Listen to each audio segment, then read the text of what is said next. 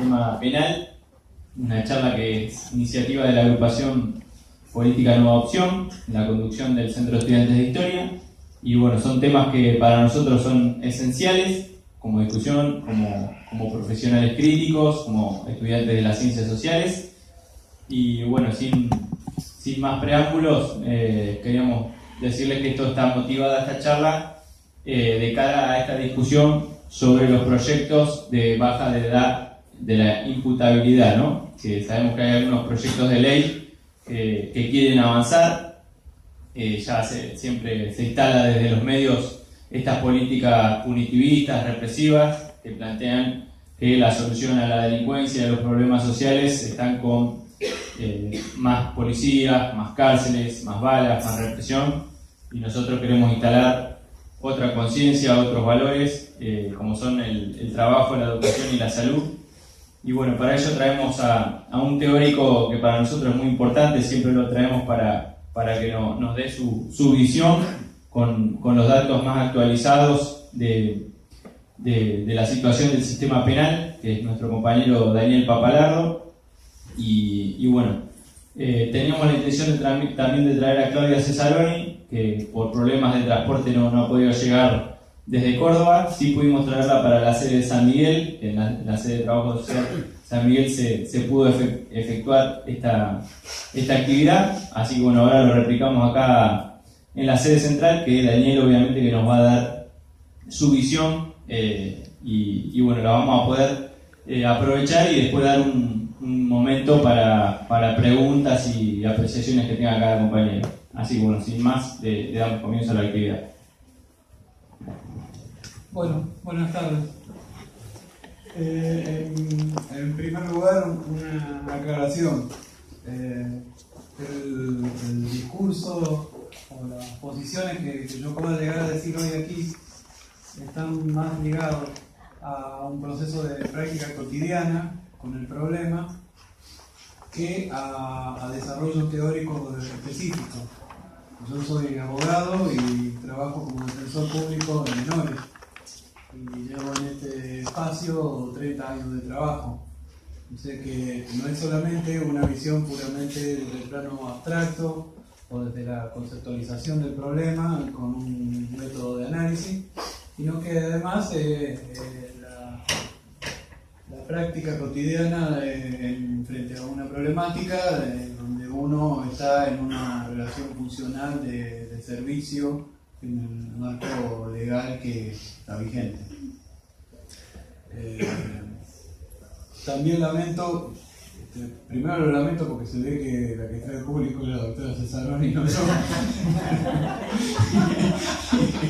Se me han todos los votos, pero lamento mucho que no esté la doctora Cesaroni, por la que tengo mucho respeto, aunque tengo una posición diversa de la que ella sostiene y que ustedes pueden haber escuchado en San Miguel. Aspiro a que esto que podamos charlar hoy le llegue a la doctora Cesaroni y le llegue a todos los compañeros de los otros centros de la universidad, que de alguna manera llegue o por comentario o por lo que podamos sacar de conclusión, porque es importante. Yo tuve acceso al audio y al video.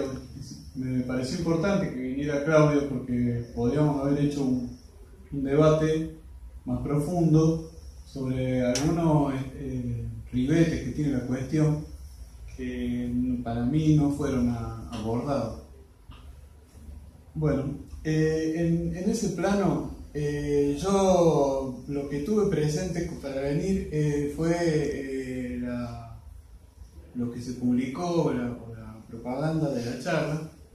Me pareció interesante tomar dos extremos del documento que se publicó, que se difundió, en particular porque me fijó el objetivo de la charla. Yo no quiero venir acá a explayarme sobre una cuestión que es muy vasta. Me parece correcto que la universidad, que la agrupación haya planteado que el objetivo era poner en debate los elementos teóricos y metodológicos para el análisis de las políticas relacionadas a los adolescentes, los jóvenes y el problema del delito.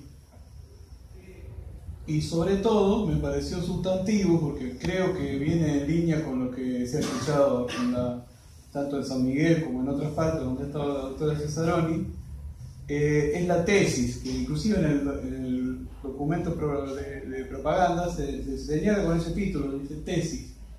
Las políticas solo buscan incorporar al sistema penal a una importante franja de niños que hoy están fuera del sistema.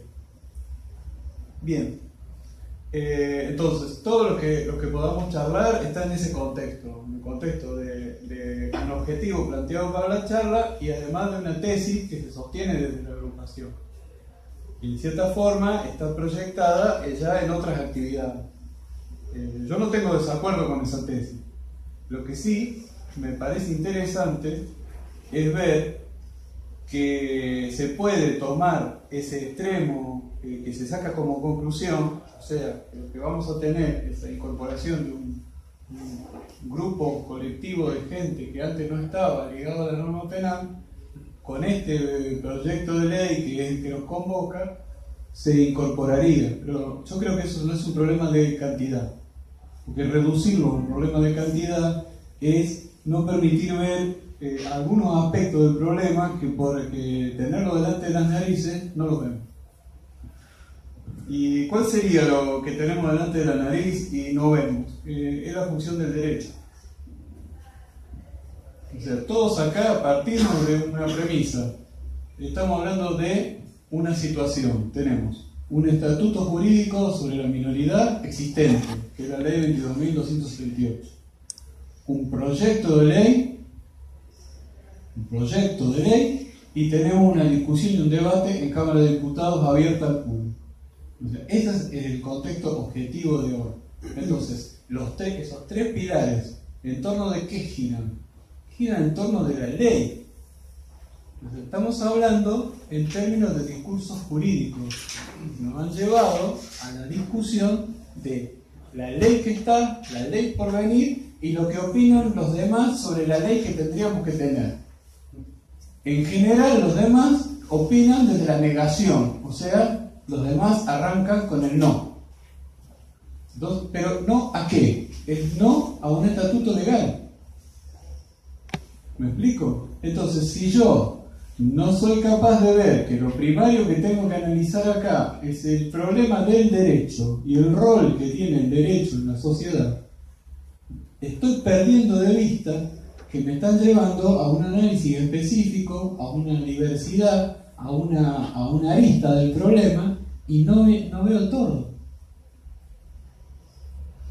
En ese contexto de intentar entender, o por lo menos que discutamos en torno de cómo es esto del derecho, por qué siempre terminamos hablando del derecho, por qué siempre terminan sentados acá los abogados, por qué el discurso jurídico tiene prevalencia sobre cualquier otro discurso. Si yo voy y me siento en San Miguel y arranco a ver cómo era en el año 1921 en el Código Penal el problema de los menores, los estoy llevando todo al Código Penal. Ahora, ¿y el problema de los menores? Claro. ¿Me explico? Entonces, en ese juego, que es lo que hace en este momento el gobierno, vamos a discutir una ley, nos está llevando a todos al problema de la norma. Si nos quedamos en el problema de la norma, o sea, vamos a aceptar el convite, lo primero que tenemos que advertir es que lo que se conoce como derecho tiene dos espacios de análisis. Tiene forma y tiene contenido. Como vemos las cuestiones siempre en el plano de la filosofía aristotélica, de lo básico de la filosofía. Cuando yo voy por el ser de algo, tengo que ver la forma y el contenido, la sustancia. Porque de esos parámetros, de esos signos, yo voy a poder tener una aproximación a lo que quiero conocer. Forma y contenido. Muy bien, el contenido del derecho. ¿Es pasible que nosotros podamos decir que con el contenido del derecho hacemos ciencia? Porque nosotros no estamos acá en una plaza haciendo un meeting. Estamos haciendo un discurso en un espacio de conocimiento. Entonces, ¿es posible pensar que existe por los contenidos la posibilidad de una ciencia jurídica que habilitaría pensar que hay categorías que son universales, que sirven para todos, que son del saber jurídico específico, principios propios?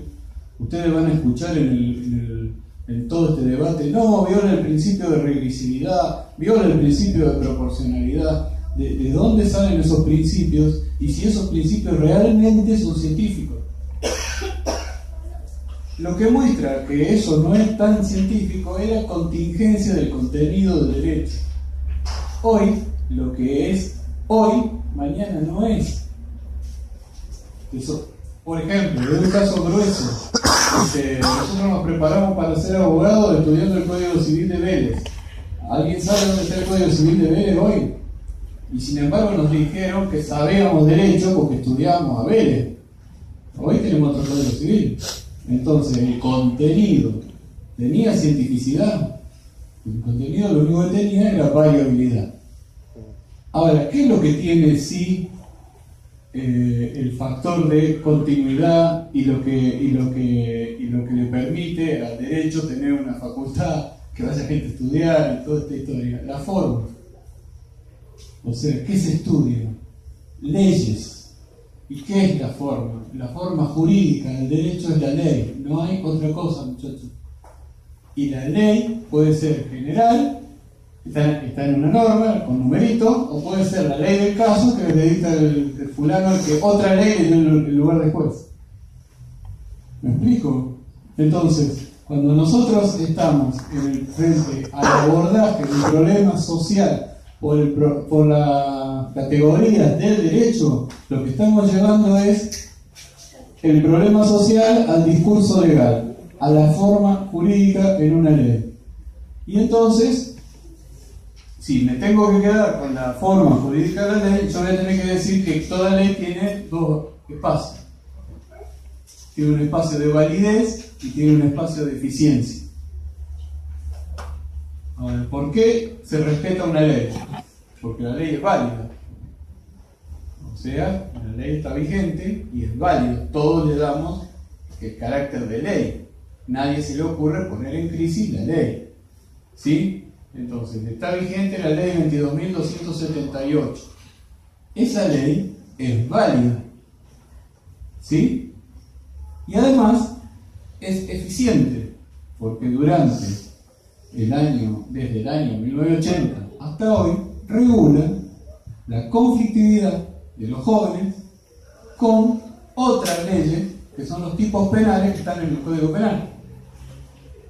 O sea, regula conductas que se hace cuando una persona que está en esa franja de edad pisa un tipo penal definido en el Código Penal como figura delictiva. Entonces, la ley 22.278 es válida y es eficiente, porque todos están dando pautas de obediencia. Un juez le dice a un chico vaya al instituto tal, lo hace en función de la 22.278, quiere decir que es válida y es eficiente porque la trabajadora social del instituto aplica la 22.278. Obedece. ¿Se entiende? Validez y eficiencia.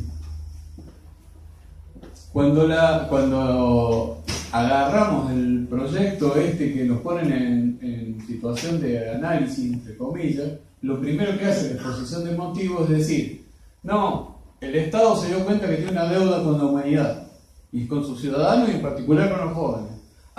Desde el año 80 que estamos aplicando una ley de Videla. Entonces, ¿qué estoy haciendo ahí? Le estoy pegando ideológicamente a la validez.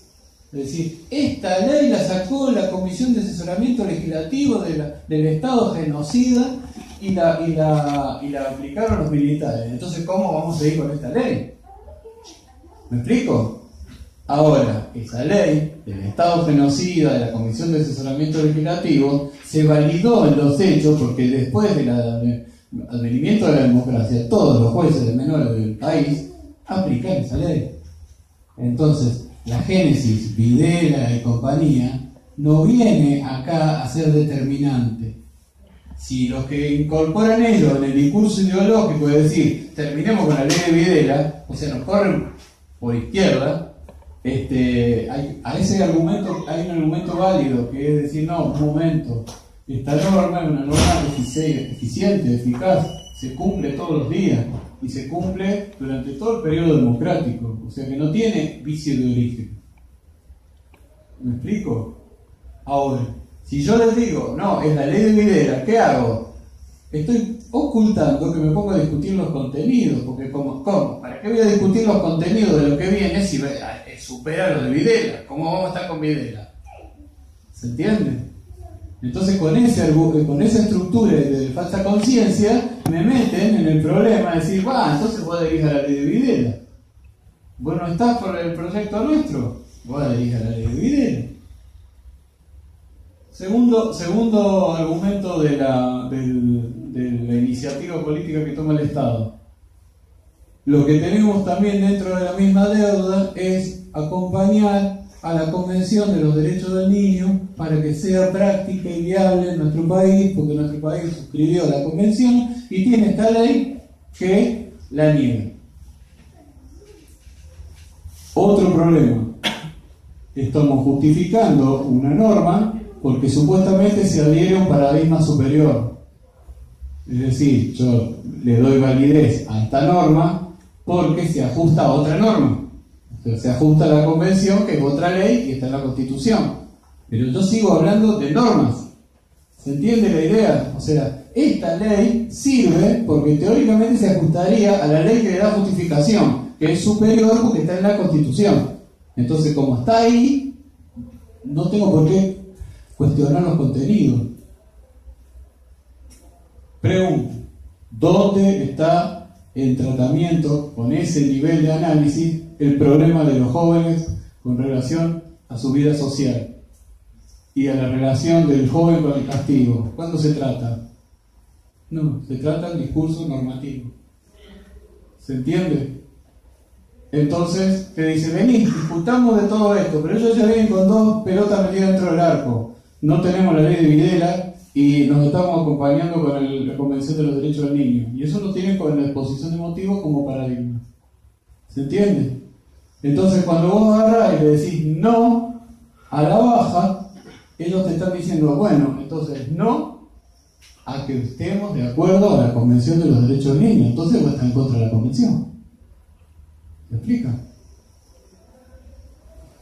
De esa manera, el problema es que no tenemos que caer en esa cuestión. Y el problema de no caer en esa cuestión es decir, vamos a entender para qué sirve el derecho. Vamos a analizar la norma, no por la norma misma. ¿Sí? Entonces, metido en ese problema viene el colectivo No a la Baja. El colectivo No a la Baja dice, muy bien, ustedes dicen que están de acuerdo a la Convención, pero no hay además del primer artículo de la ley, el resto de la ley la niega la Convención y ustedes no lo dicen. Muy bien, bajando la edad de la punibilidad a los 15 años en determinadas condiciones, ustedes están renegando de la Convención y de los organismos que crea la Convención, en particular el Comité de Seguimiento de la Convención y la opinión consultiva número 10, que dice que hay que tender a que la edad de punibilidad sea cada vez más elevada y no para abajo. Entonces, ustedes haciendo esto están negando a la Convención. ¿Me siguen? Ese es el discurso del no a la baja.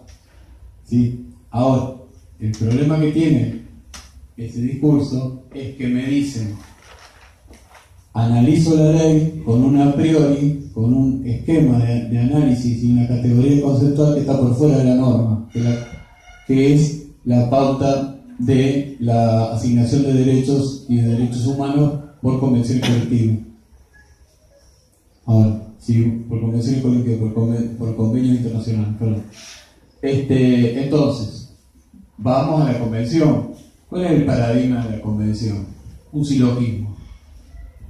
Todo hombre, por la sola condición de ser humano, tiene derecho anterior a cualquier Estado.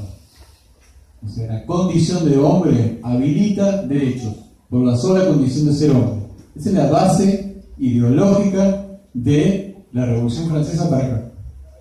Y cada una de las convenciones tiene ese paradigma por subyacente. O sea, por el solo hecho de ser hombre, tengo derechos anteriores a los estados, sea el estado monarca, sea una democracia, existo como sujeto, el estado es posterior a mí. Por lo tanto, el Estado me debe reconocer esos derechos y me debe dar la posibilidad de accionar ante el propio Estado para que esos derechos se cumplan. ¿Se entiende el paradigma de todo lo que es el funcionamiento de los derechos? ¿Qué hace la Convención? Trae ese paradigma y lo pone específicamente para las personas menores de 18 años. Y dice, por la sola condición de ser menor de 18 años, estos hombres, estas mujeres, tienen una vulnerabilidad etaria. Como son vulnerables, hay que acentuar la protección. Y genero un principio que dice interés superior del niño. Ese principio es una categoría conceptual. No se toca. Está puesto en la letra de la Convención. ¿Sí? Ahora, toda esa categoría conceptual abstracta está por fuera de la ley que quiere sacar el gobierno. ¿Me explico? Son categorías conceptuales que no están dentro de la ley. Entonces, lo que yo hago es acudir a un esquema metafísico de bueno y malo. Un esquema a priorístico, pongo las categorías afuera, después me voy a la norma, y en la norma digo, a ver, ¿la norma se pega con lo bueno? Si se pega con lo bueno, voy. Si no se pega con lo bueno, es malo. ¿Bueno o malo? Bueno o malo en relación a qué? A una categoría conceptual, abstracta, puesta a priori y por fuera del discurso de esa norma. Entonces, ¿dónde se centra el debate? ¿Se ajusta o no se ajusta a lo bueno? O sea, quiere decir, ¿se ajusta o no se ajusta a la Convención? Y nos fuimos a cualquier lado, muchachos. Porque en definitiva, ¿saben quién va a decir si se ajusta o no? Un sujeto con la función de juez cuando le llevan el problema.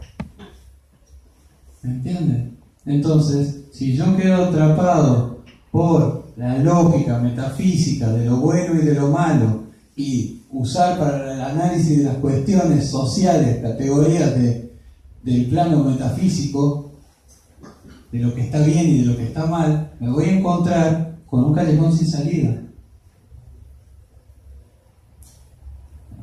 Entonces, lo que me parece correcto es afrontar el problema.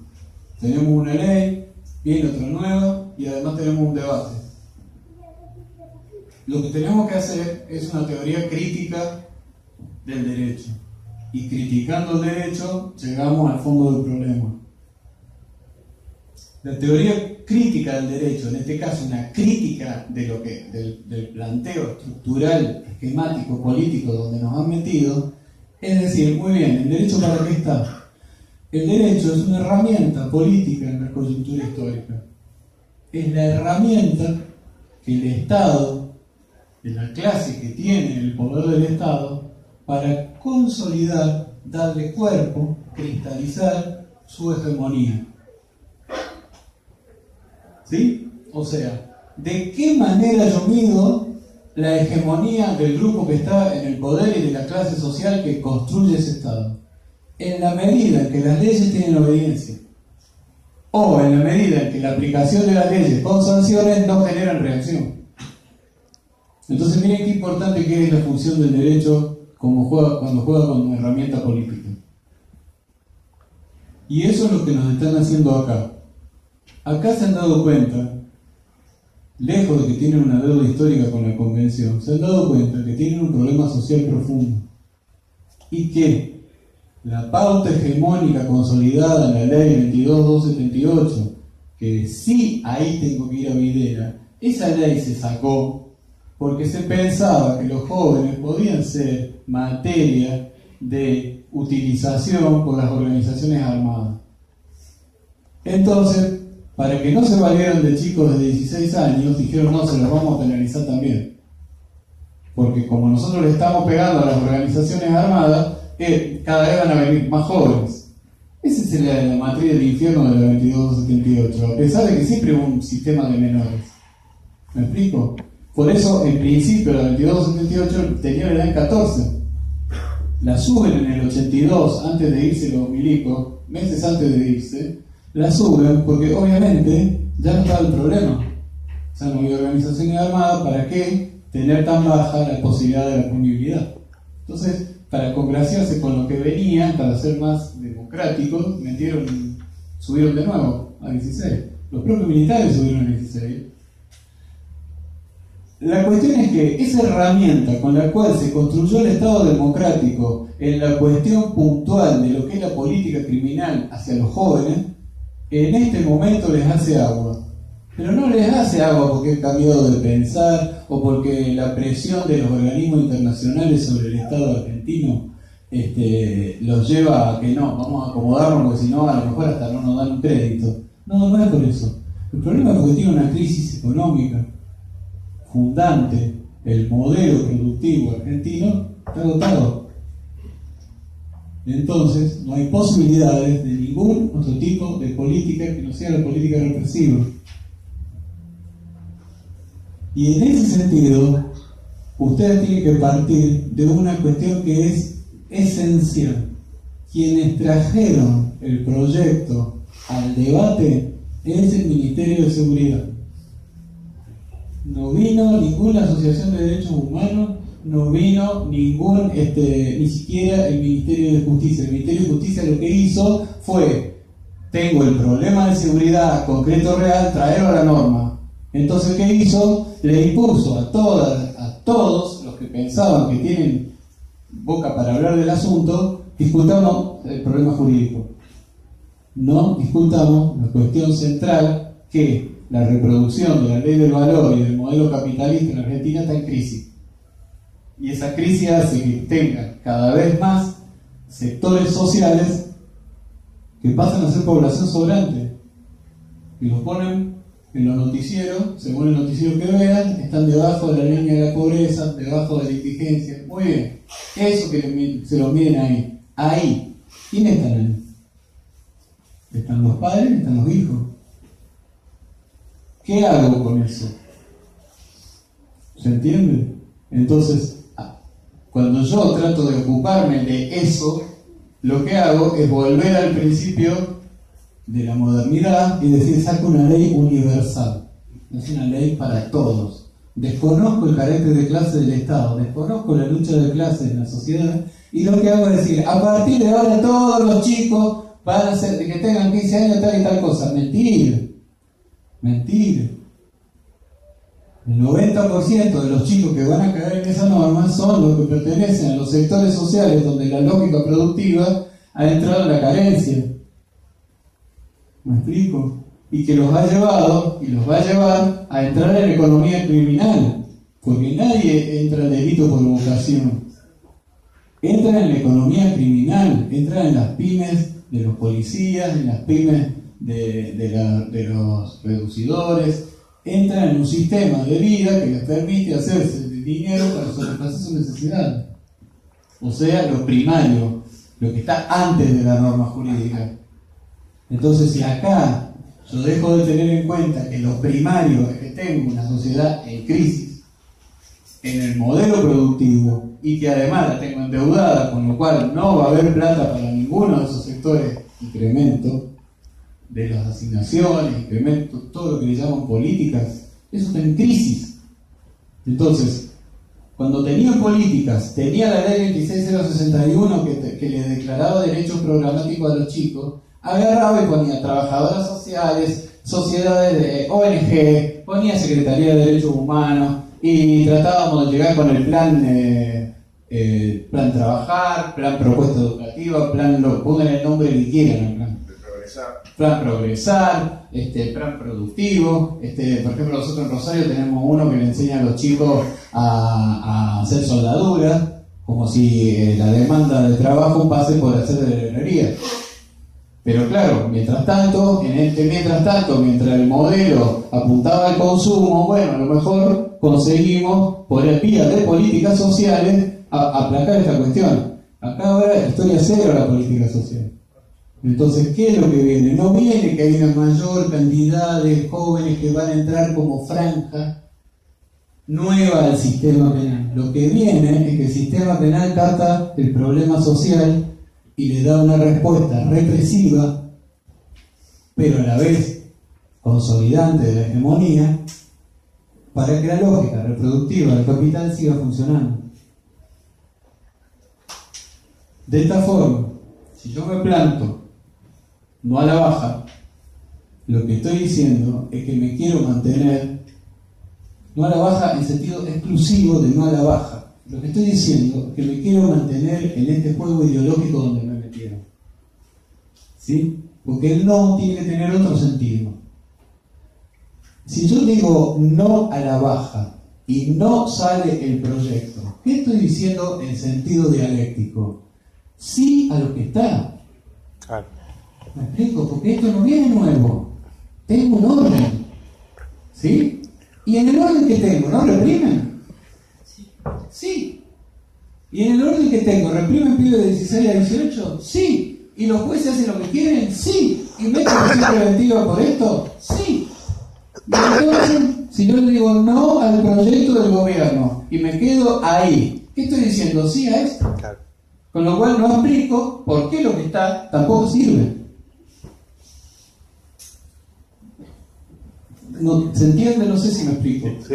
Entonces, es decir, no, muchachos, ustedes nos están metiendo en un lío acá, porque esto no es un problema de normas, no es un problema de discurso jurídico. Acá tenemos un problema de política criminal, una faceta de la política. Y ustedes están valiendo del derecho para construir una nueva hegemonía que incremente el sentido penal de la política. O sea, que le explique a la población que lo que se agiganta es el castigo. Y si el castigo no llega por el sistema formal y jurídico, llega matando 4 pibes dentro de un auto. Porque además, como esto es una globalidad, otro problema del asunto, que siempre nos mandan a discutir cuestiones puntuales y nos vemos en todo, como esto es una globalidad, a la vez que me dicen, vamos a ponernos a pagar la deuda histórica que tenemos con la convención, sale la ministra a decir que está bien que tienen un tiro por la espalda y que las Fuerzas Armadas están habilitadas a hacer lo que quieran y si lo hacen mal que le prueben lo contrario. Bien. ¿Sí? Y a la vez tienen allá, en la otra punta, una vez que salga esta, el Código Penal nuevo. Y en el Código Penal nuevo sale el incremento de las penas por participación de menor. O sea que si yo no lo tengo al menor acá, después ¿cómo va a ser un partícipe allá? ¿Se entiende que es un paquete y que es una construcción de cuadros ideológicos que no se pusieron a tomar mate y a discutir quién va primero o segundo en la lista? ¿Se entiende? Es gente que ha hecho ciencia con esto. La ciencia que consolida la política del Estado burgués es el derecho. Y no por la contingencia del contenido, sino por la forma, porque nos imponen a la ley como la pauta del discurso y el árbitro de toda la regulación de la conflictividad. Porque desde el conflicto más pequeño, el menor, siempre va a venir alguien a decir yo tengo la ley de mi lado, con lo cual necesita la ley para accionar. Entonces, cuando dice yo tengo derecho, tengo una ley que dice que lo que donde yo estoy parado me da la razón. ¿Y a dónde voy? A un juez. ¿Quién puso ese juez? Otra ley. ¿Y las leyes por qué valen entre sí? Porque fueron sancionadas como dice la Constitución. ¿Y la Constitución por qué vale? Porque en su momento se constituyó el Estado Nacional y dijeron esto es lo que vale. Y a partir de ahí nadie pone en crisis esto es lo que vale. Y en su momento se juntó Menem con Alfonsín, hicieron el Pacto de Oviedo y dijeron la Convención Colectiva, la Convención de Derechos Humanos, la Convención de los Derechos del Niño es lo que vale. No importa, después veremos cómo vale. ¿Sí? Entonces todo tiene que ir a parar en estos paradigmas que impuso una norma superior que nadie le dictó. ¿Me explico? Con el agravante que como el pueblo no gobierna sino a través de sus representantes, lo único que hacemos es elegir representantes de ellos. Porque cuando llegue el momento, los programas no consolidan estas versiones. Los programas hacen que agarremos un cartel y vamos a la baja. Está todo bien con ir a la baja, pero si nosotros no le explicamos a la sociedad, no creamos contrahegemonía. ¿Se entiende? O sea, la tarea es empezar a crear contrahegemonía porque esto no tiene en la base productiva salida. Entonces, si nosotros no nos sentamos a discutir qué queremos hacer con el problema de la juventud en el plano de la vida cotidiana y en el plano de cuando esa vida cotidiana afecta situaciones que la sociedad no ve bien. O sea, los jóvenes discuten qué hacen con la juventud. No, los jóvenes van a ver qué ley le da la de razón. Y mientras tanto le dicen, vamos a bajar la edad. Ah, no. Bueno, no la bajamos, nos quedamos con el régimen que tenemos, que también castiga. Entonces, nunca la dialéctica se agota en la negación. El análisis dialéctico tiene que construir la superación. El problema es que nosotros ahora no tenemos acá un sujeto social que apunte a la superación, que no tenga una política obrera, una política de los trabajadores. No hay, porque en esto tendrían que venir los trabajadores con un programa a decir, nosotros no vamos a discutir ley por ley. Nosotros lo que discutimos es, no queremos una sociedad donde los jóvenes que carecen de derechos sean, por el hecho de transponer un pequeño puente, que es hacer una conducta individual que no está bien vista por el sistema, materia, carne, sujeto de castigo.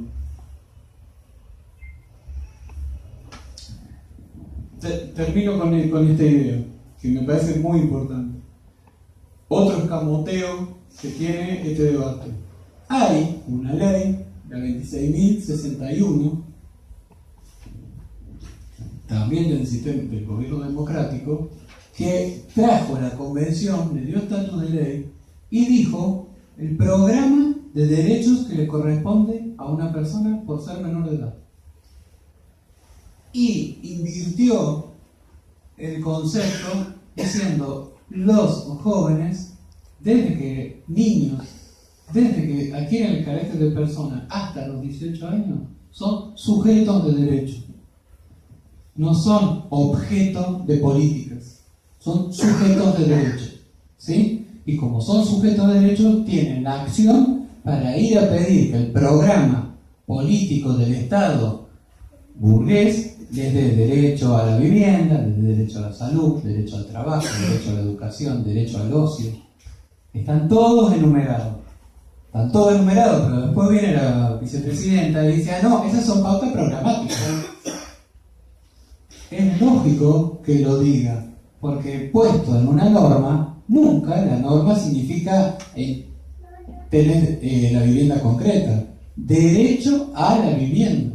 Y si tengo derecho, ¿qué hago? Tengo que ir por una acción ante un juez para que me diga que no tengo vivienda, que estoy durmiendo en la calle. Hagan algo. Y después van a decir, no, pero yo soy un abogado, no hago, yo aplico la ley. Entonces usted tiene que ir por la 2661 al organismo del Ejecutivo que tomó el compromiso de hacer concreto el derecho a vivienda. Entonces va a decir, no tengo recursos. Lo lamento mucho, ¿sabes qué hacemos? Esta noche te pasamos y te llevamos una sopa caliente. O si no, te pagamos una pensión. Ese es el acceso al derecho a vivienda. Y si los padres no tienen el acceso a vivienda, ¿cómo lo van a tener los hijos? Entonces, ustedes entienden, o sea, nos ponen acá la ley penal, que es esta que nos llevan a discutir ahora, y acá la 26.061, que están todos los derechos civiles y del hombre puestos en el niño. ¿Sí? A ver, ¿cómo hago? Si acá agarre y pise un delito, lo resolvemos con esto. Y punto. Y esto tiene todo el aparato. Esto sí tiene el aparato y tiene presupuesto. Esto es carcelero, esto es juez, esto es fiscal de menores, defensores de menores, está todo. Porque una vez que lo captó acá, olvídate de que existe acá. Ya no es más niño ni joven, es el delincuente, el menor delincuente. Menor delincuente. Está en otro espacio de la vida. Por eso es falso las declaraciones generalizadas en una ley. Se va a decir, van a ser pasibles de castigo los jóvenes de 15 años que realicen conductas que son penadas con delitos que tienen una pena máxima de 15 años. Es uno de las primeras pautas de la ley. Todos los jóvenes, no. El joven que está mal acá, que tuvo que pisar acá. Y mientras decido si pisó o no pisó, eso se hace en un juicio, mientras tanto lo tengo de prisión preventiva o lo someto a todas las medidas de control social, de las cuales los trabajadores sociales van y son funcionales. Entonces le dice el juez, andá y llevalo a ver si le podemos conseguir un lugar donde esta noche duerma. Va, le mete, la tipa le pone intenciones, le pone voluntad, se preparó para eso, laburó, estudió, entiende el problema social, le consigue donde duerme esa noche. ¿Y las noches que siguen? Y le conseguiste a este. ¿Y los demás? Mañana tenés 10 en la puerta. Entonces te va a llegar un momento que como trabajadora social te va a encontrar no de más. No de más. Entonces, ¿qué hago? Me burocratizo. Ya me agarraron. Ahora, diferencia. Sí la trabajadora social, sí los abogados que hacen minoría, sí los trabajadores que tienen hijos menores, no se ponen todos juntos a decir, no, yo no quiero que mi hijo caiga en la norma penal, no quiero que mi hijo sea un sujeto de castigo, no quiero que lo ejercen más, no quiero que mi hijo tenga que andar por la calle viendo cómo se afana un celular para poder vivir, quiero que tenga una vida digna. Yo voy a tener que tener un problema político, un programa político, un programa. No voy a tener que limitarme a decir, no, esta ley no me gusta. Porque la ley sigue jugando, somos jugadores de River jugando en el medio de la bombonera sin público visitante. Es así. Entonces, ¿qué es un maximalismo? No. Lo que yo he tratado de venir a decir es, estamos en la universidad, estamos en la posibilidad de elaborar conceptos. Tratemos de ver si profundizamos otras miradas dentro del discurso dominante. Y el discurso dominante puede incluso incluir a la progresía. Cuando la progresía no se sale del juego.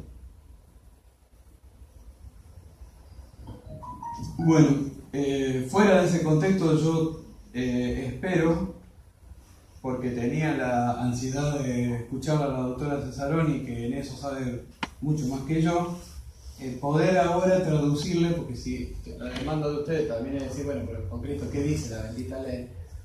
Les voy a tirar algunos ejes sin desmerecer el discurso anterior. Yo tampoco quiero que sea una cuestión de decir, no, esto no es porque yo soy un tipo que uso la crítica jurídica del derecho, uso una crítica sociológica del derecho, entonces a mí no me van a agarrar con esto. No, obviamente que tengo que conocer los datos también, para que en una discusión no esté hablando también sin conocer la parte de la fenomenología, el fenómeno, lo concreto que hay un proyecto. Bueno, básicamente les voy a hacer una pequeña referencia en qué tenemos y qué pretenden ellos que tengan. Y en el medio ustedes tienen claro que hay un colectivo que dice no. Bueno, ¿qué tenemos? Hoy está la 22.272. ¿Cómo sostiene el Estado que tiene que abordar el problema de un joven menor de 18 años que produce una conducta que en el Código Penal está marcada como delito?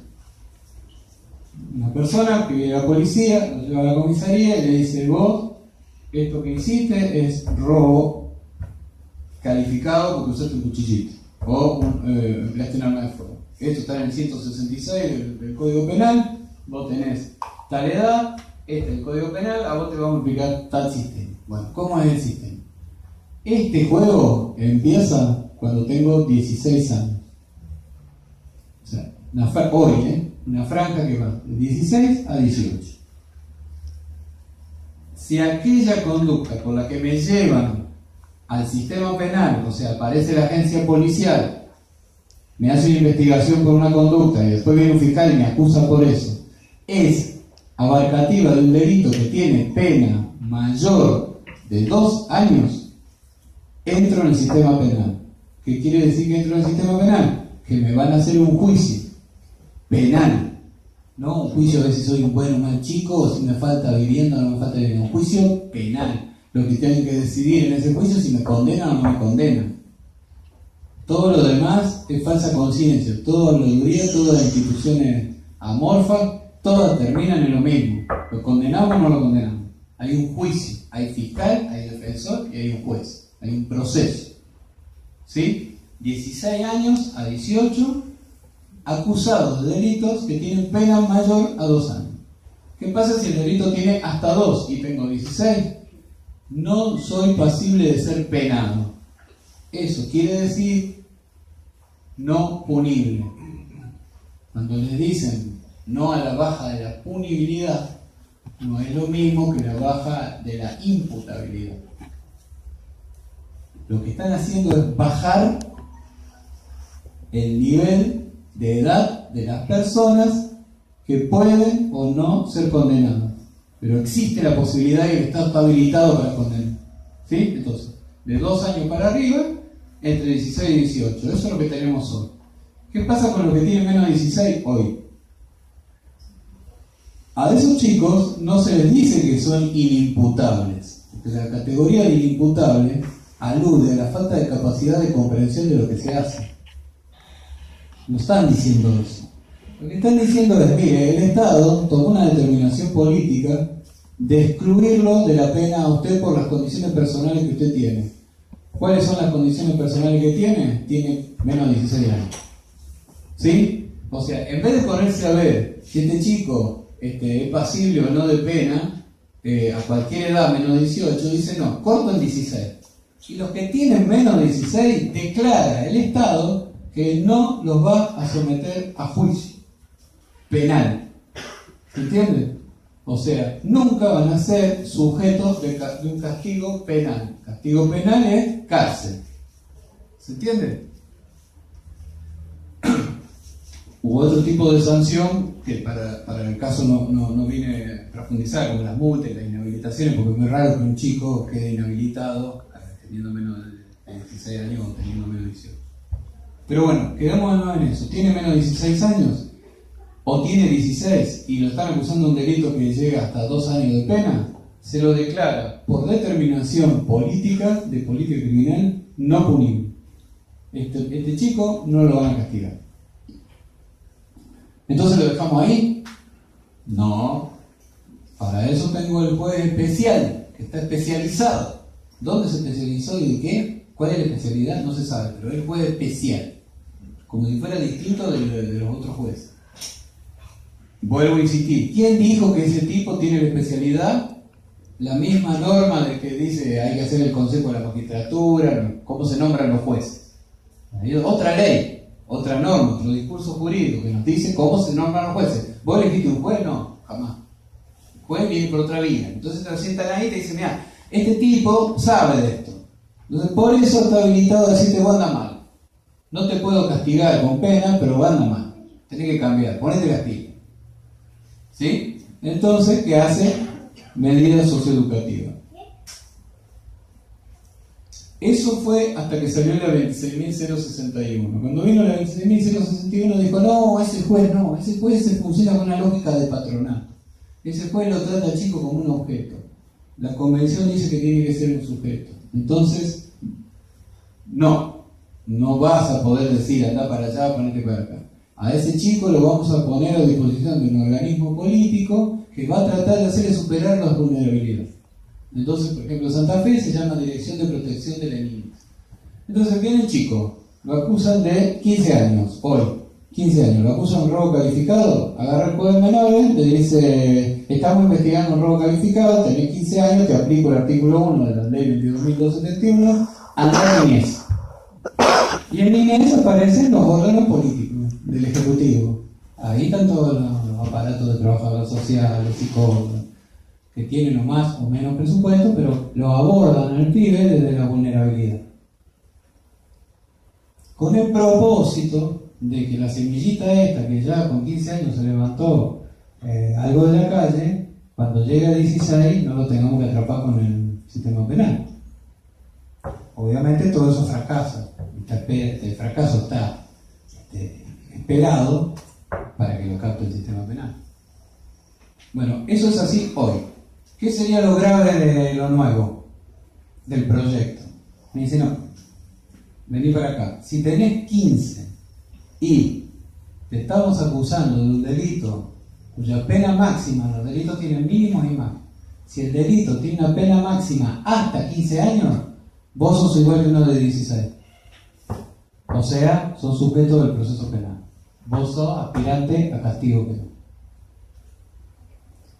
Y en eso se reduce la cuestión del no a la baja. ¿Me entienden? Entonces, si yo me limito a cuestionar eso, lo que estoy haciendo es olvidándome de que estoy aceptando que el de 16 es materia del derecho penal.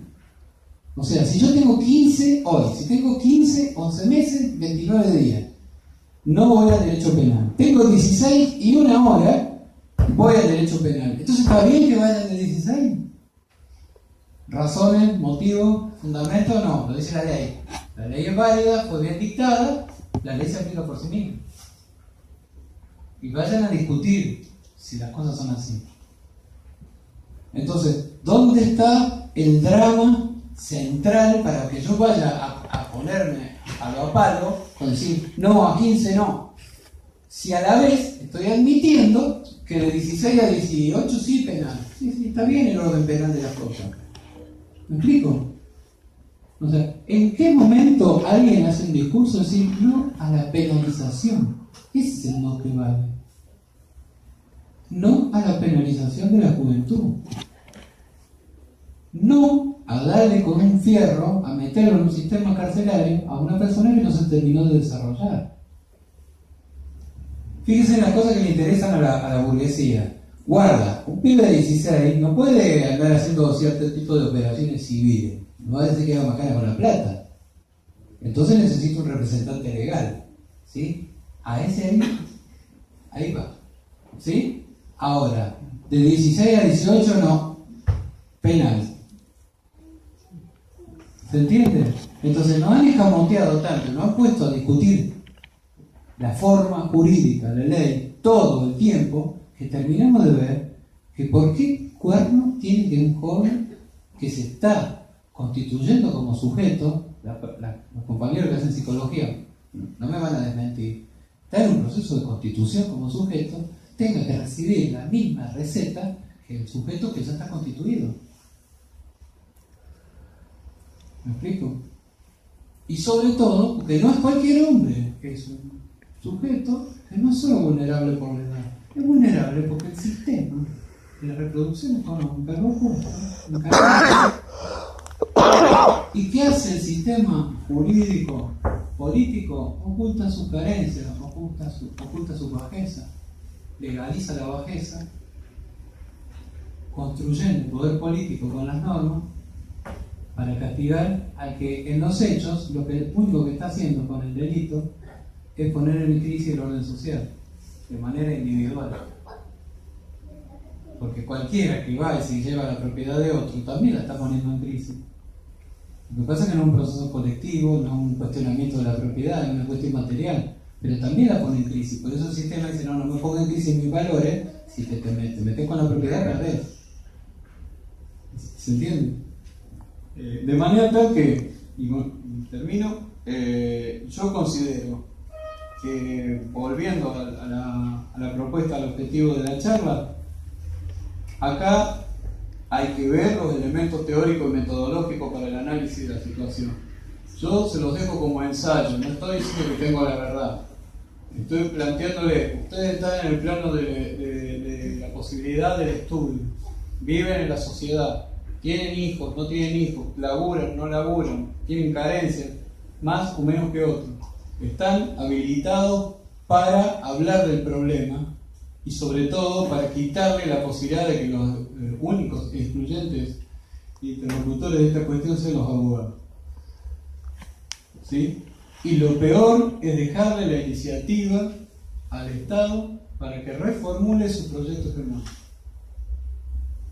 No podemos más con esta ley, vamos a tener que meter a los chicos de 15 y después, además, vamos a consolidar que los de 16 y 18 terminan en las cárceles. Bueno, hasta acá termino y si les parece escucho preguntas o conversaciones.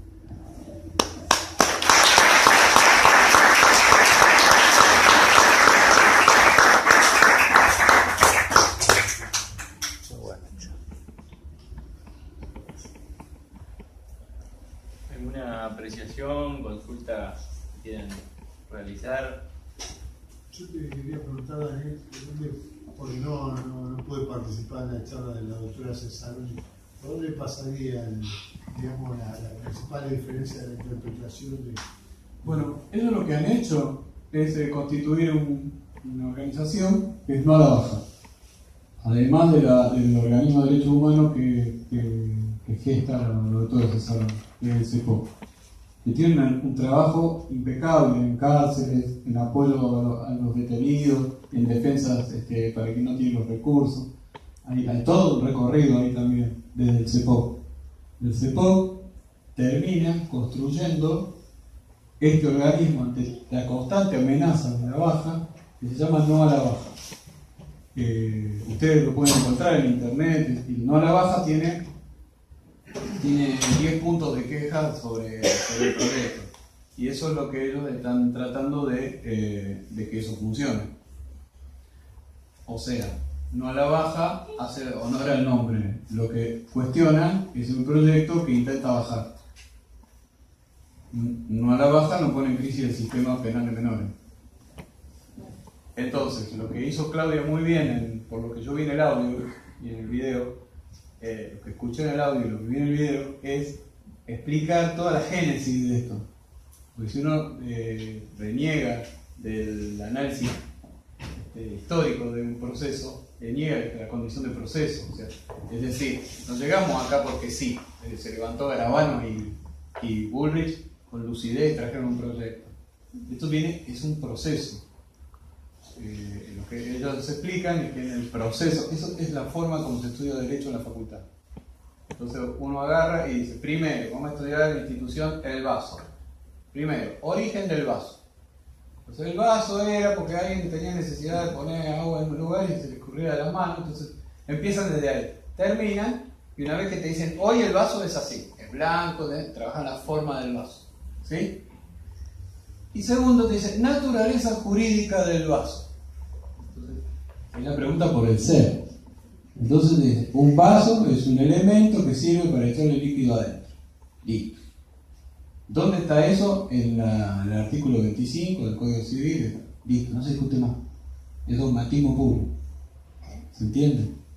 Entonces, lo que hace la doctora Cesaroni, No a la Baja, es darle prevalencia al discurso jurídico, le explica. No me gusta hablar de cosas que no está, pero trato de explicar. Explica cuál es este proceso y por qué llegamos hasta acá. Y me parece perfecto, pero el problema es que no hay crítica. Y yo lo que cuestiono es que si para colmo lo decimos desde un discurso progresista, nosotros tenemos que necesariamente ir a la categoría del marxismo. Y el método dialéctico a mí me explica claramente que yo tengo que tener la construcción del contradictorio. Y en este caso, la construcción del contradictorio admite la tesis positiva, admite la afirmación. O sea, si yo digo no a lo nuevo, a lo que no está, estoy diciendo sí a lo que existe. Y si lo que existe es represivo, ¿cómo le voy a decir sí a lo represivo? ¿Cómo se resuelve esto en el plano de la disputa de café, donde terminan las disputas del Congreso y todas estas cosas? ¿Dónde termina? Bueno, ¿y ustedes qué proponen? Y ahí te lo echaron. Bueno, muy lindo, vos decís que no. ¿Y entonces qué? Entonces cuando te lleven a tu nene y te hagan esto y cuando te salgan a robar, a vos porque no te mataron un hijo. Entonces vos para hablar te tienes que matar un hijo. Si no, no hablas. ¿Sí? Que también es otra contradicción que tiene el problema de los derechos humanos. Los derechos humanos son universales para todos los hombres.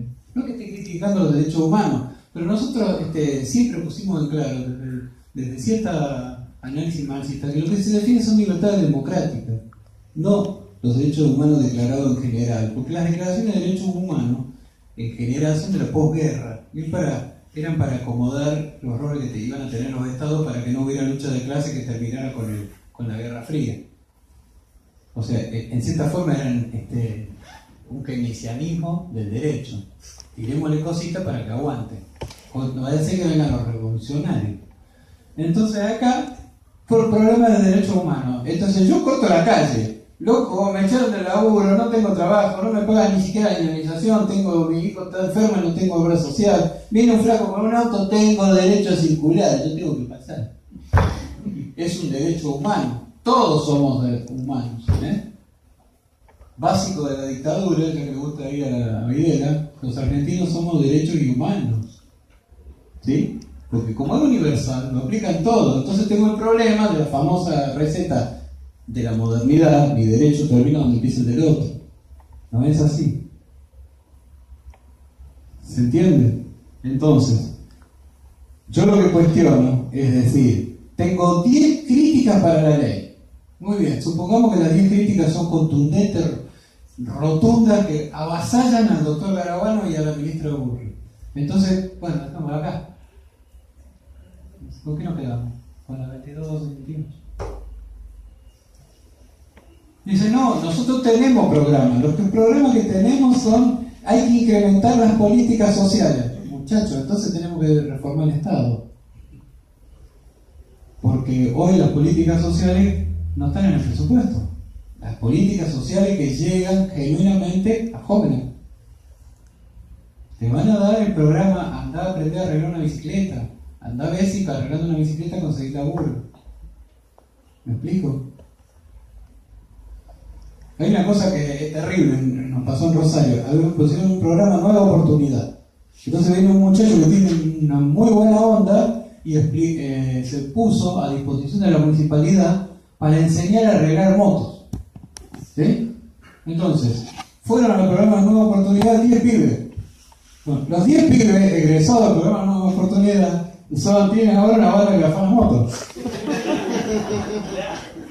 Entonces cuando vienen a la audiencia imputativa, ponen al abogado defensor, viene el viejo, vengo yo, me siento al lado, y dice, si yo fui a una nueva oportunidad, ¿qué me están haciendo? ¿Me explico? Entonces, hasta ahí llega el problema de, mientras tanto, lo dramático es que se nos suicidan los pibes en los institutos. Claro.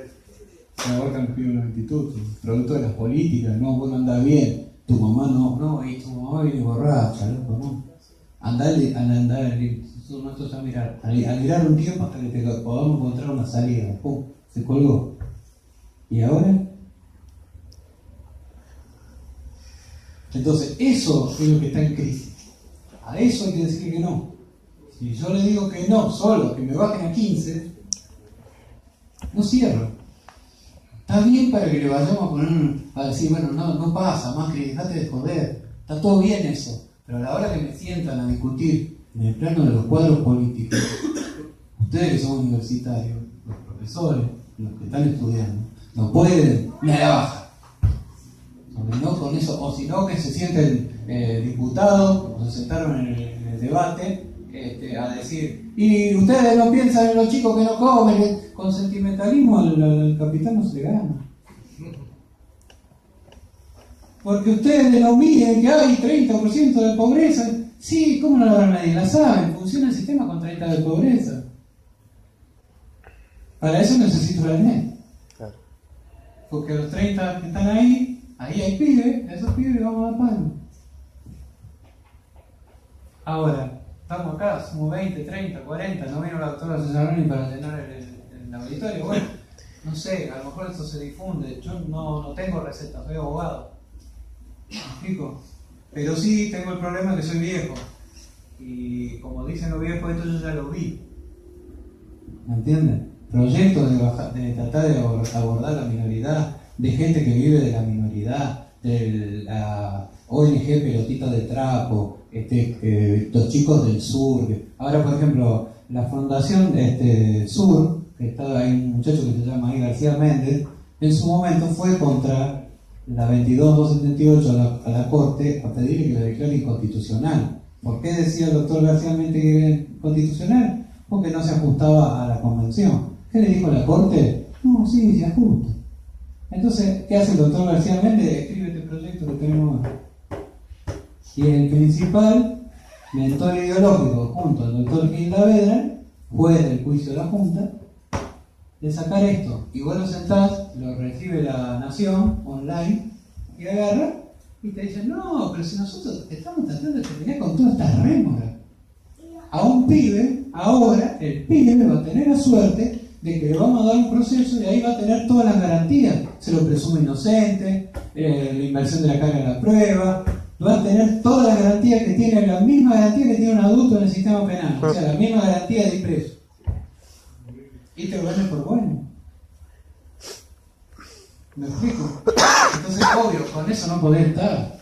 Pero si no voy un cachito más, decir, mira, a mí con el discurso jurídico, si yo no entiendo mal el discurso jurídico de una herramienta de la hegemonía burguesa, del Estado de la burguesía, y en la forma en que se consolida el poder por la convicción que da la ley o por la sanción que pone.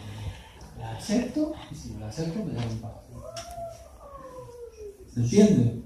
O sea, ¿me voy a poner en la calle a pelear con Claudia? No.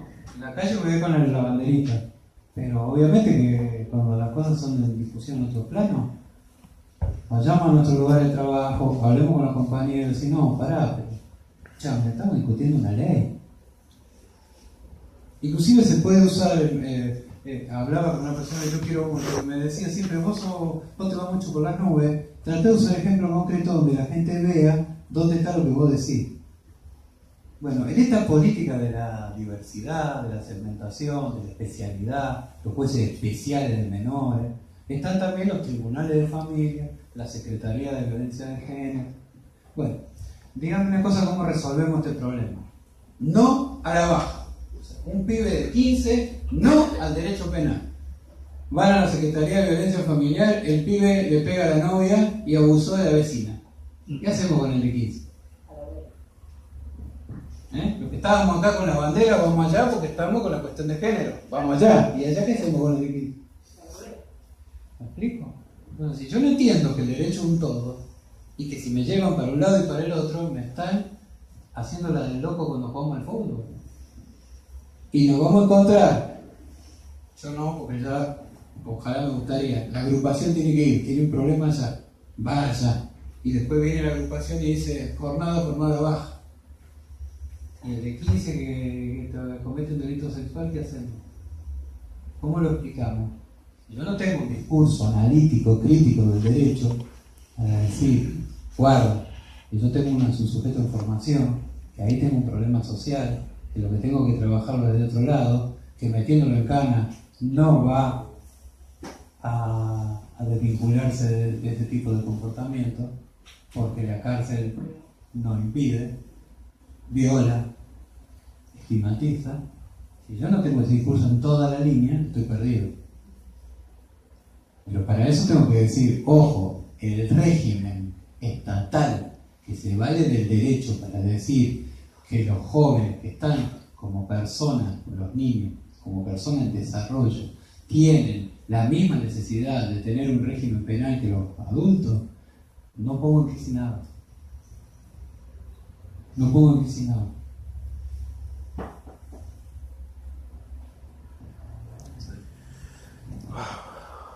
Sí.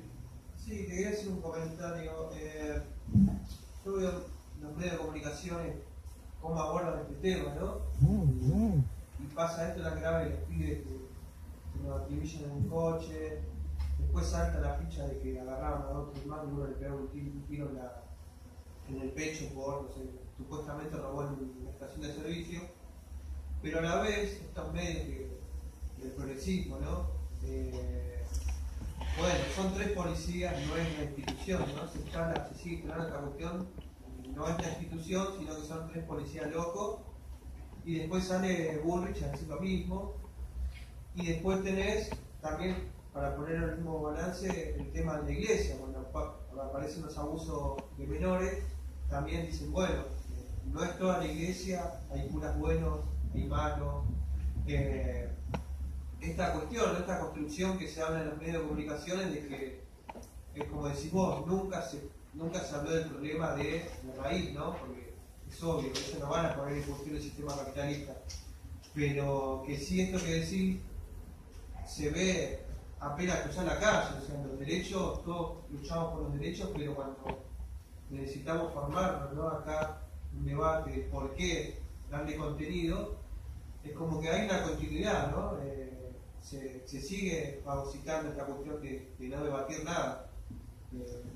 Sí, fíjate que esta cuestión de la emergencia de la noticia y de la necesidad de vender la noticia como una mercancía, ¿sí? Con efectos en el plano de creación de sentido común y de conciencia. Entonces, yo me acuerdo cuando Macri lo recibió a Chocobar, que había un discurso desdisciplinante de la conducta del presidente que está recibiendo un tipo que está acusado de haberle pegado un tiro a un pibe por la espalda. Y bueno, entonces el pibe algo habría hecho, pero no se ve bien en el video si le tiró o no le tiró. Nos está defendiendo a todos, ¿sí? Ahora, el mismo medio, cuando se encuentra con la evidencia de que esa doctrina de, uno, denle a la policía la posibilidad de disparar. Segundo, si la policía dispara, se presume que disparó bien, pruébenle lo contrario. Cuando eso lo ven en acto ahora, acá, lo que sale es vender la mercancía y no, esto no puede ser. Pero ¿cómo se puede vender eso? Diciendo que son díscolos, son una bandita, no es toda la policía. Entonces el ministro de seguridad los trata de bancar. Cuando no los puede bancar, los entrega, porque salve el resto del cuerpo, hace cirugía. Los entrega entre comillas, porque ustedes van a ver después con el tiempo si los tipos tienen un castigo, ¿no? Ahora, la lógica es... Perdón, no puede ser que sean como sacrificios que Claro. se hacen para conformar a cierta clase también. Por eso te decía de la amputación, o sea, yo puedo quiero salvar mi vida, pero después si me cortan un pie, bueno, cortámelo, pero salvo mi vida. Me decían, ya no, esto está todo podrido, no lo podemos seguir sosteniendo, no hay excusa, no hay herramienta mediática para vender carne podrida, bueno, los entregamos. Después veremos cómo se la hacemos pasar. Es la famosa, ¿no? De la manzana para salvar el cajón, ¿no? Claro. Ahora, eso a nosotros nos pone en una dificultad con la doctrina de los derechos humanos, porque nosotros, desde el punto de vista de los derechos humanos, tenemos que tener muy claro el problema del castigo, ¿sí? Porque si nosotros pensamos que la solución es castigar a esos 8, le vamos a habilitar que digan que el resto está sano. O sea, ¿qué hacemos? La sociedad tiene un problema más de fondo, vuelvo al punto, tiene un problema más de fondo. ¿Por qué tiene en el esquema de seguridad un sector social de gente que no va a tener piedad en tirar? ¿Por qué? Porque para tirar hay que ser una característica particular y tiene que estar personas que son habilitadas a tirar porque no les queda otra en la vida. ¿Me explico? Pero si eso está así, eso no puede ser así. O sea, nosotros no podemos decirle a la gente que la seguridad pasa por tener gente armada en la calle. La seguridad es un problema colectivo, social. Entonces, si estamos en estas contingencias de la crisis económica, lo que se habilita son esquemas de autodefensa pacíficos, pero de autodefensa, en el sentido que hagamos un salto en el nivel de conciencia, que se junte el colectivo del barrio, el lugar que sea, donde tenemos el problema de la inseguridad, y veamos qué mecanismos tomamos para tratar de prevenir. Y en definitiva, si acudimos a la policía en ese esquema de autodefensa, es simplemente para que ponga en acto el momento final, que es decir, inhiban la situación, pero no disparen. ¿Me explico? Entonces, yo tengo un pibe problemático en el barrio. La solución no parece ser que yo vaya a arreglar con el policía para que haga cualquier madrugada oscura en una esquina, el pibe problemático del barrio pasa a ser un nene. ¿Me explico? O sea, si la sociedad lo que hace es ir a buscar al Doberman, después no me voy a quejar de la mordedura. O sea, yo habilito que existan esos perros, ese modelo de perro, ¿no? Otra cosa es, pero para eso, vuelvo a insistir en el problema de lo que se llama la contrahegemonía. Se tiene que generar en la sociedad un discurso paralelo que antagonice con esto. Entonces el periodista, que es un tipo que vive en la calle, que labura, antes de hablar, va a pensar 3 veces y sabe que en realidad el consenso social no es por el mero castigo. Y cada vez van a vender menos, en la lógica capitalista, cada vez van a vender menos crónica, menos tipo tirado en el piso, porque la gente, si no quiere ver tipo masacrado en el piso, va a decir, no, pará, basta con esto. ¿Me explico? Ustedes lo ven en la red, en Rosario tenemos un tipo que hay un chico tirado en el piso, viene y lo remata. Lo ven todo. Ahora, ¿ustedes piensan que eso es de hoy? ¿Y que mañana no va a venir? Entonces, hoy es un problema de arquitectura. Es decir, ¿yo cómo diseño una casa vivible? Si tomo la figura arquitectónica de que mi sociedad, mi comunidad, donde yo me desenvuelvo como una casa, yo tengo que hacer un proyecto de cómo pretendo esa casa. Y hoy no tenemos un proyecto. Hoy lo que hacemos es ir a todos los lugares, de a uno, individualmente, colectivamente, por grupo, no a esto, no al otro, sí a esto, y vivimos la diversidad para ellos. Nunca nos juntamos a decirnos, nos vamos a defender un modelo mínimo de sociedad. Donde, por ejemplo, volviendo al problema, y con esto no nos aburrimos, está el proceso preventivo de crisis para echar gente. Eso es un invento japonés de ahora, ¿sí? Cuando se debatió esa ley, ¿estaban no el proceso preventivo de crisis? ¿Había un grupo no el proceso preventivo de crisis? No, estaban los legisladores comunes. ¿Hicieron los debates estos de propiedad? No. Sin embargo, esa norma hace que no tenga chicos de un delito. ¿Me explico? No yo, hace que la sociedad lleve el pibe a la situación de delito. Cuando viene la situación de delito, acá sacamos la ley nueva. Porque ¿qué hace un proceso preventivo de crisis? Me manda una familia de crisis. Y le doy al patrón la posibilidad de darle 2 mangos para tirarlo en la calle. Eso es lo que quiero decir. La fragmentación me hace que yo no pueda ver que la sanción de una ley laboral me está jodiendo la vida colectiva. Y pienso que el problema que tiene el obrero de Electroluz, lo pusieron a la calle. El problema del obrero de Electroluz no es mi problema, no, macano. El obrero de Electroluz tiene hijos, y los hijos del obrero van a dejar de ir a la escuela, y van a andar por la calle, pero van a querer tener una zapatilla y van a querer tener un pantalón, y van a querer tomar algo con los amigos el fin de semana. Y entonces, ¿qué va a pasar? Van a entrar en la economía criminal. No es mecánico, pero hay alta probabilidad. ¿Cómo se construye el lugar del rol del padre? Porque después viene la psicóloga de la institución y te dice, y no, bueno, no es así. ¿Cómo querés que el rol del padre no esté difuso si el viejo no pone la comida en la mesa? Y se siente una porquería. Y donde va a pedir laburo lo tratan como una porquería. Y muchas veces sabe que no va a venir un laburo nuevo. Entonces, ¿cómo cuerno hacemos para que todo esto pegue? ¿Me explico? Daniel, esa población juvenil que está en una situación de crisis y para poder adquirir sus bienes de subsistencia primarios tienen que estar en esta economía criminal. En ese proceso que vos decís que no es mecánico, ¿cuál es la participación de las fuerzas represivas o las fuerzas estatales? Bueno, en este momento yo no también los amigos dicen que a veces exagero. No quiero exagerar. Hoy no hay posibilidad de delito amateur. Claro. Vamos a ver, nos juntamos con los pibes a veces. No. Hoy hay una alta posibilidad que es un proceso primero de ampararlo, para después captarlo, para después hostigarlo, para después tenerlo de empleado, de servidumbre. Claro. Entonces, nosotros, ¿qué hacemos? Discutimos la norma del régimen penal de menores y le estamos haciendo así a la servidumbre del hostigamiento policial. El caso de Luciana Arruga, ¿no? Por ejemplo. Bueno, Luciana Arruga, ¿por qué le pega la ministra Luciana Arruga?